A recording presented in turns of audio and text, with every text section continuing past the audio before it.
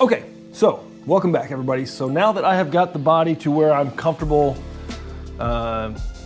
enough with the wet sanding, I'm gonna go ahead and start moving on to all the fun stuff. So I got a huge order in of all the peripheral stuff I'm gonna need to do for this engine swap. And so as you can see here, I was able to get this brand new tank that's gonna be going in, beautiful Dakota Digital dash that we've thrown in there. That'll run off the LS or off the OBD2 hookup, so that'll be an easy install, hopefully. But what I'm gonna start with is the HydroBoost system. And so I ordered this from BJ's. They send this kit where it's the HydroBoost, the master cylinder, and then I was able to score some calipers here locally, and I painted them this nice matte gold with some high temp paint. So we're gonna start with the brakes and then work our way through fuel tank. I have a wiring harness here that I am still debating whether I'm gonna throw in. It was cheap enough that I just snagged it, and it's a universal kit. So if I don't use it on this, I can use it on one of the Broncos or something else. But I just was thinking that it'd be a shame to install this whole new engine, all these other peripherals, and then start chasing wiring gremlins when I get this thing running. And so I'll probably use this and splice it into the harness just to make life a little bit easier, because the engine will come with its own harness and fuse box. And so I think that'll be a standalone, and then if I can splice this into the existing system, should make things relatively pain-free. Oh, I was also able to get the original wheels polished up and refinished by a place called Wheel Fix here in Huntsville. They do a phenomenal job. So I'm super happy with how those turned out. And that's about where we're at. So again, in the next few videos, we'll be making our way through these projects, but we're gonna go ahead and start this one with the HydroBoost system. So let me get everything set up, and then we'll start draining the system and get into it. Okay, so before we get started with anything, we're gonna go ahead and come down here to the proportioning valve, and we're gonna put this little bleeder tool in here. It's gonna block off, there's apparently something in there that'll trip if the pressure drops too much, and then lock down your proportioning valve. So you're gonna take off this sensor right here on the top, which mine was already finger loose, which is not a reassuring sign. So you're just gonna pull that one back out. You can see that's the sensor, which there was no wire connected to mine. So I'm sure it was something that was long ago discarded. And then you're gonna pull this out and just thread this back into its place.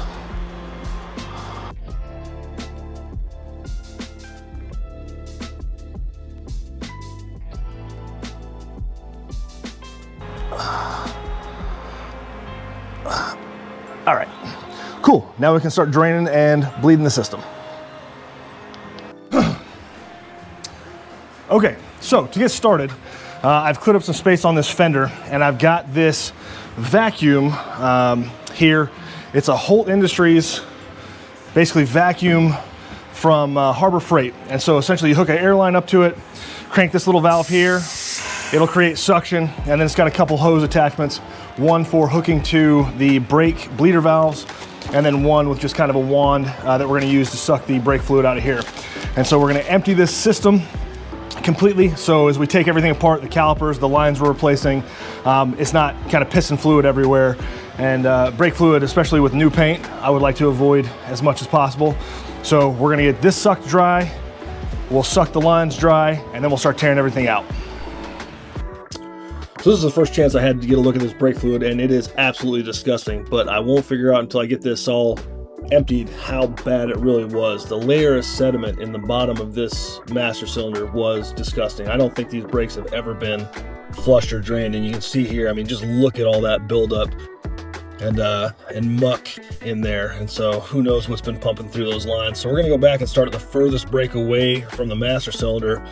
And I am hooking this vacuum up, trying to figure out what's wrong, because it doesn't appear to be sucking any fluid out. And so what I will come to find out eventually is that I think this brake line is collapsed, or something needs to happen with this brake line, because I didn't get any fluid out of that rear passenger side. So I switch over to the driver's side here, hook it up, and after a few minutes of it drawn vacuum, it will eventually start pulling some fluid through. So I think, you see this, the nasty fluid there, pumping through the lines and heading into the canister. Who knows the last time these brakes were bled. Like, I didn't get a good chance to drive this vehicle. You know, I pulled it off the trailer, pulled it into the driveway, took it for a trip halfway down the block. And so I didn't really get to test the brakes or really any component on this vehicle.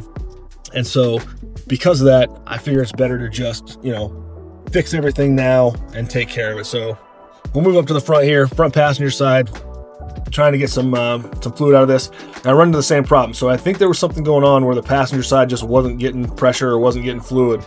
But I muck with this for a few minutes before switching over back to the driver's side, where I do finally get it to pull some fluid. You see it leaking there in the caliper itself, and then, you know, I pulled as much of it out of the line as I could before I start cracking the lines to replace the rubber hoses that lead to the calipers. And so I'm going to be replacing these rubber lines with braided steel lines, and so the HydroBoost is going to create so much pressure that, you know, I don't want it to blow these old rubber lines. And so since I was going to replace them anyways, might as well do the braided steel, make sure they can handle the pressure that is going to be pumping through them. I have popped a brake line before, and it is a very scary situation when your brake pedal goes all the way to the floor because your line exploded.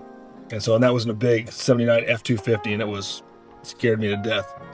So getting these lines taken off, you know, I had to use this crescent wrench because the nut that was holding this line in place was so big. I need to maybe update my tool chest, but getting everything off here and just kind of going through the motions of getting everything broken loose and free.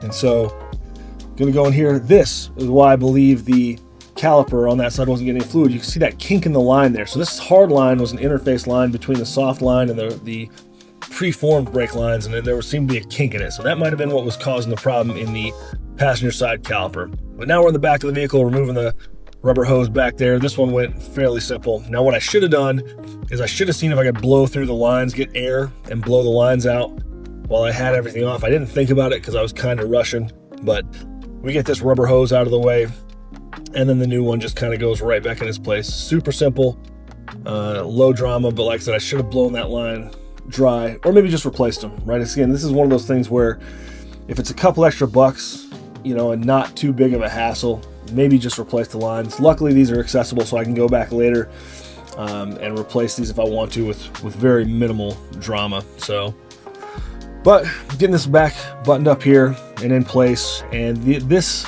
hose that they sent me, the holder, or the clip that holds it in place up there in that bracket, was just a little thinner than the one that it was replacing, so I had to put a washer in place beneath it. And so, but I finally got it rigged into place there. You see me prying up, putting it in there, getting it jammed in and held tight. And so once I get that there, then we can lock the lines down, make sure everything's good and tight before moving on.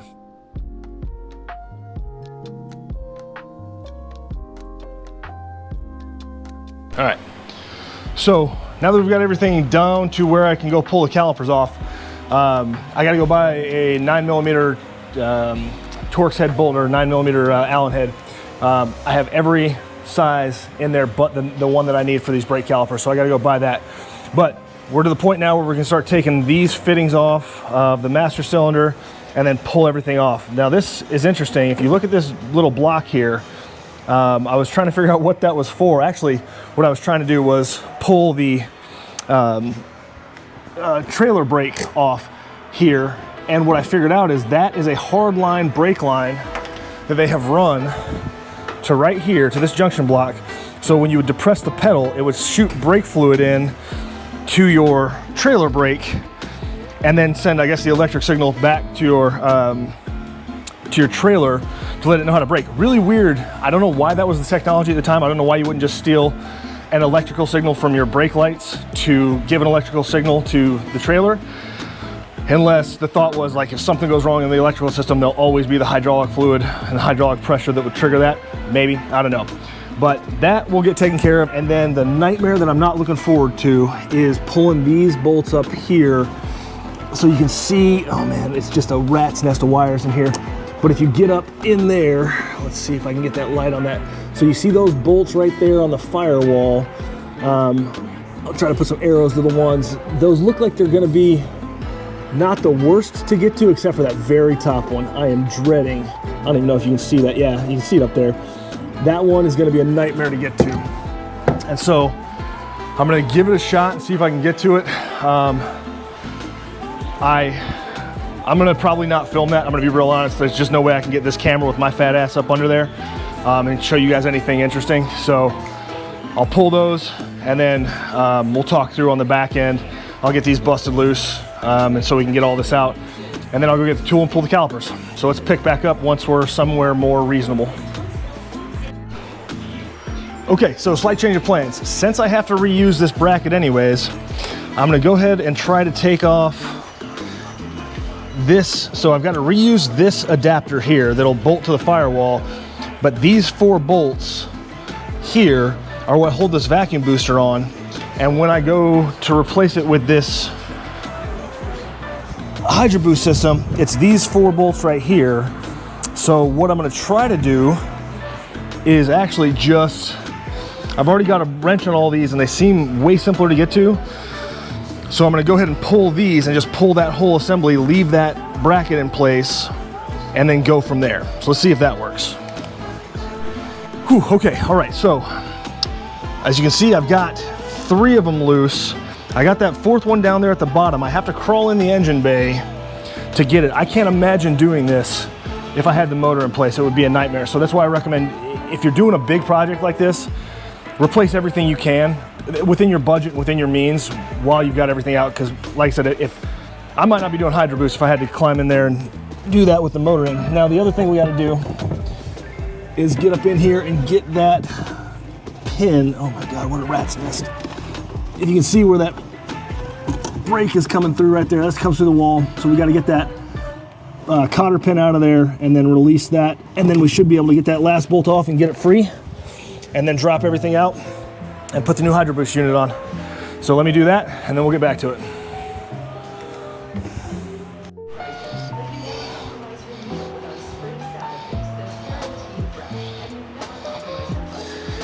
Oh, God almighty.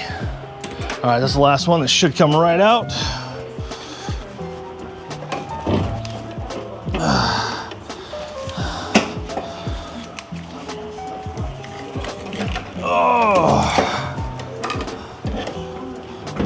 Oh, damn it.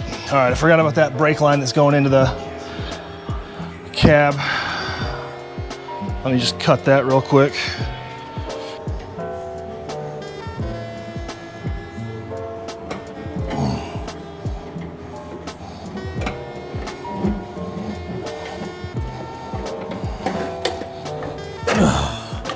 Jesus, there we go. Oh, let's make sure we didn't get any brake fluid on any paint.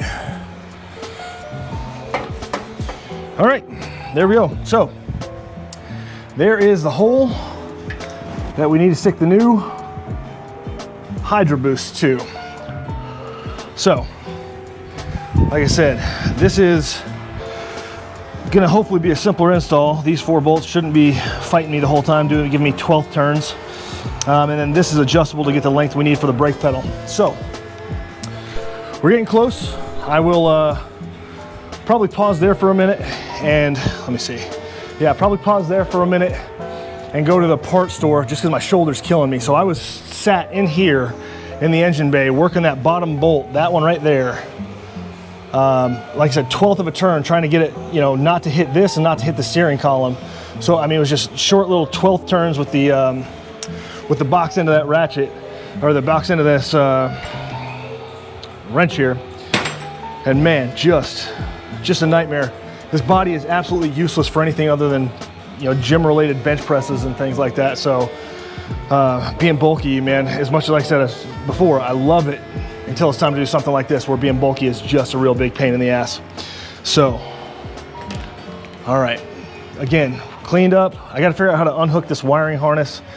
If I could have got that out of the way, that might have made things a little bit easier, but we're clear on the inside too. So brake pedal's now floppy. And then we need to get this out of there. So getting closer, baby steps. Let's get back to it. Like I said, part store run, and then we'll get going.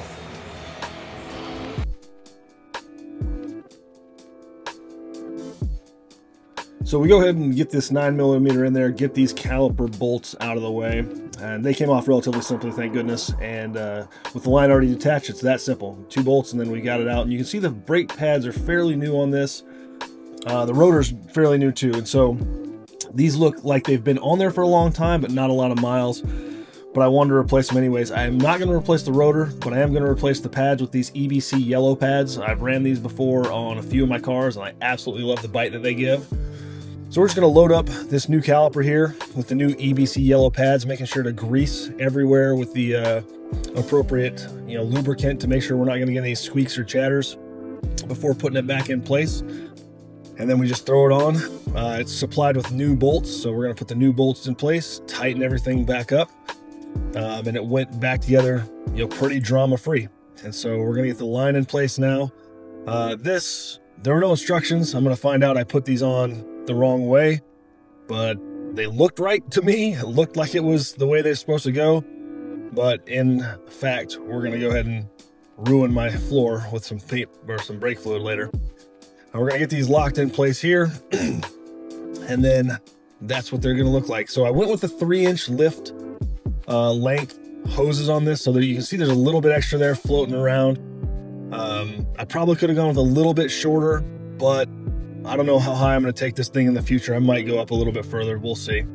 If you see me here crawling into the engine bay, like I talked about, this accessibility, and then I'm going to try to put this in place. Now, since I'm doing this solo, I'm going to tape that bolt that I need in place, so I'm not trying to hold the HydroBoost and fight a bolt and hold it in place. And so that way I can just have that taped in place, get these couple washers and nut on here started, and then move around and put the rest in place. And so, if you only have one set of hands, if you don't have a helper, that's a pretty easy trick to just, allow you to not try to fight a loose bolt while juggling a heavy piece. All right. Okay, so we've got the HydroBoost in place.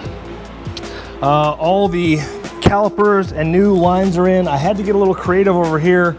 I went to the parts store, and the only hard line they had, I had to get a little creative with the bending there, do a little loop-de-loop, but that'll be good enough for the girls I date. So now, like I said, look at how much space that saves me from that monstrous unit there. I mean, there's a good shot of the front on there and the front on there. So you're probably, a good inch of clearance this way, and then all sorts of room over here, which is where we're probably going to end up mounting the ECU. But the next step now is going to be coming over here and bench bleeding this master cylinder. Now, I've never done this before. The last time I replaced the full brake system, it was in the Bronco, and I just put it in and bled it normally. But the guy recommended bench bleeding this, so I'm going to do that. We'll see how this turns out. Try not to make a mess over everything or shoot all over the brand new paint. I finally got, I think, the cutting and buffing dialed in on this panel.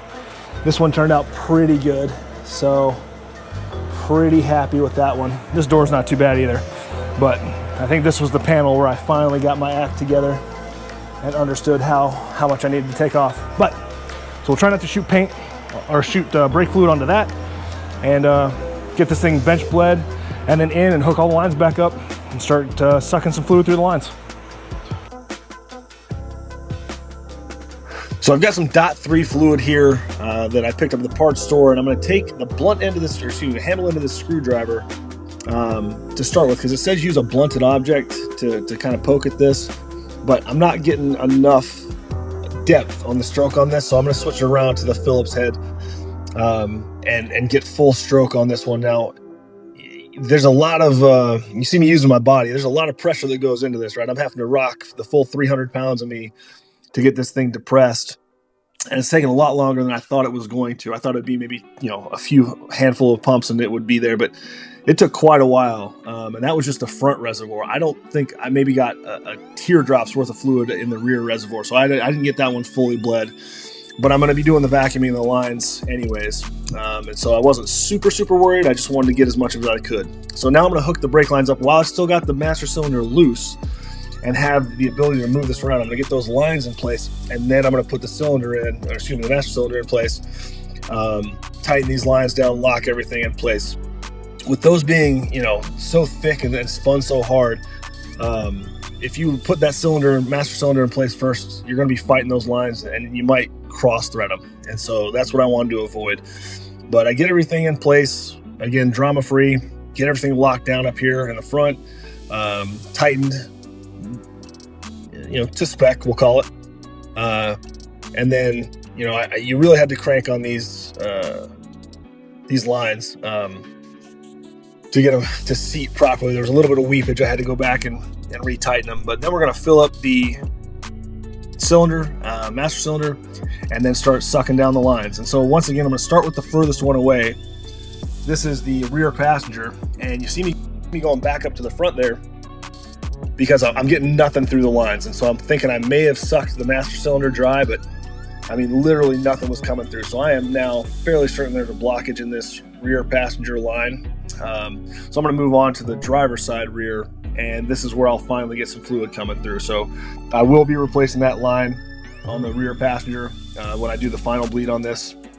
But you can see I'm sucking the dirty fluid through. It's coming, the little bit that was left in there.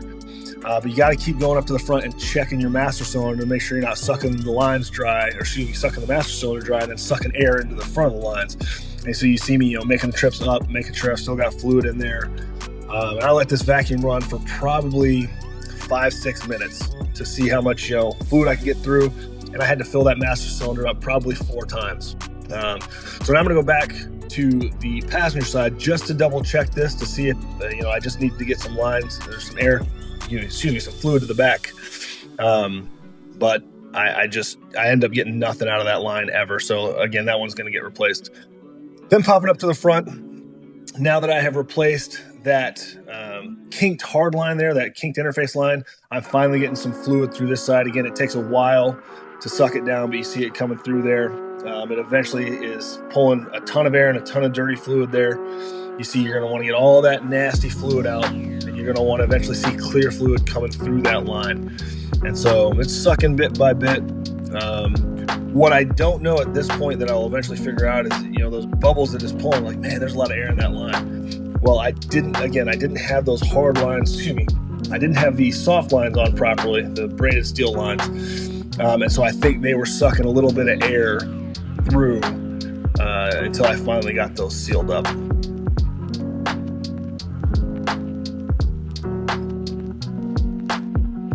And then over here at the driver's side, you can see I got clear liquid through here pretty quickly since it had the shortest distance to travel from the master cylinder. So this was on here for maybe 30 seconds before I started pulling good, clear brake fluid through here. Again, you see the little bit of bubbles in there that is created by that steel braided line not being fully seated in there. Now, I'm going to let this hang out on here for a while because it just keeps sucking air, and eventually I'm going to give up and just figure out, okay, I'll bleed it by hand later. Now, I cannot recommend this system enough, this vacuum bleeder. If you're trying to do this solo, if you don't have a shop buddy or somebody who can help you out, this is well worth the, I think, $90 it costs at Harbor Freight. Snag one of these, have it in the shop. I'm sure it will come in handy more on, down the road. But again, huge recommendation on this. Snag one and have one.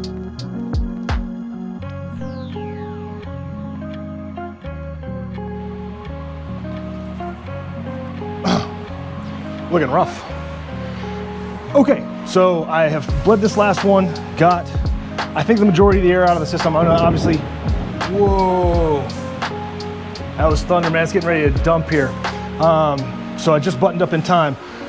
Anyways, I'll go through obviously and do one last actual manual bleed of the brakes just to make sure everything's good.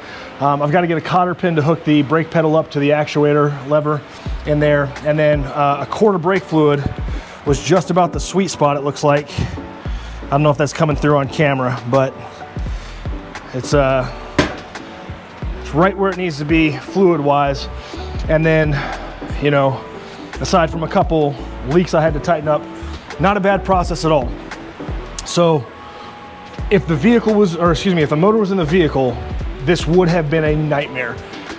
So I think I said it earlier in the video, I'm sure I did. Do all the things you can do while you have the space to do them, because I mean there's 1 or 2 bolts on that HydroBoost bracket that I would have probably torched or just had a mental breakdown, sawed them off and tried to figure out a way around it. if I had to fight, if I didn't have the access to the engine bay that I have. So I hope you guys enjoyed that one. Again, I think this is a very worthy project if you're gonna be doing, if you're putting in the go, you gotta put in the whoa, I think is what they say. And so brakes are always the number one I recommend, followed by lights, and then whatever your fancy is after that. So hopefully in the next one we get into the fuel tank. Again, this beautiful, fully TIG welded aluminum tank. Got to get the senders and everything in. But for now, that's it. Thanks, guys. Hopefully these will start moving a little bit quicker now that this body work's done and I can start focusing on the things that are actually fun to do. So let me know if you have any questions, and I'll see you guys in the next video.